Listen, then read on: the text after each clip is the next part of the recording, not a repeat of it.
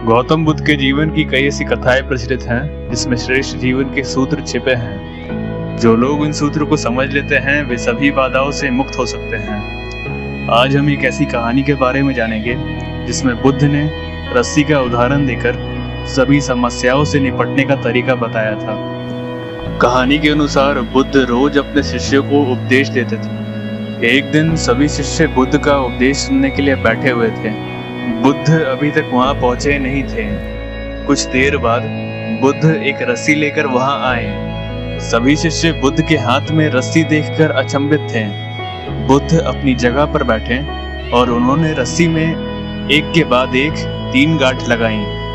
बुद्ध ने सभी शिष्यों से रस्सी की ओर इशारा करते हुए पूछा, क्या ये वही रस्सी है जो 3 गांठ बंधने से पहले थी?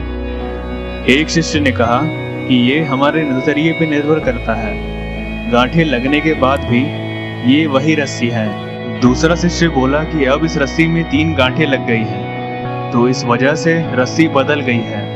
अन्य शिष्यों ने कहा कि रस्सी वही है, गांठों की वजह से इसका स्वरूप बदल गया है, पर इसका मूल स्वरूप वही है।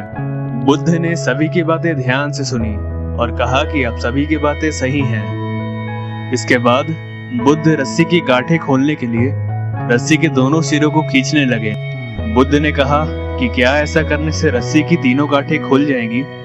शिष्यों ने कहा, नहीं, ऐसा करने से तो रस्सी की तीनों गांठें और ज्यादा मजबूत हो जाएंगी। बुद्ध ने कहा, सही बात है, अब बताओ इन तीनों गांठों को खोलने के लिए हमें क्या करना होगा? शिष्य बोले कि पहले हमें यह देखना होगा कि गांठें लगी कैसे हैं और इन्हें कैसे खोला जा सकता है, और जब हमें ये समझ आ जाएगा कि गांठें लगी कैसे हैं तो इन्हें खोलना और भी आसान हो जाएगा। बुद्ध शिष्यों की बातों से प्रसन्न थे। उन्होंने कहा कि ठीक इसी प्रकार हमें समस्याओं के बारे में भी सोचना चाहिए।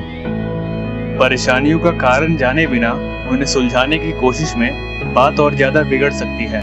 पहले समस्याओं की वजह को समझें, फिर उन्हें हल करने की कोशिश करेंगे तो समस्याएं जल्दी सुलझ सकती हैं।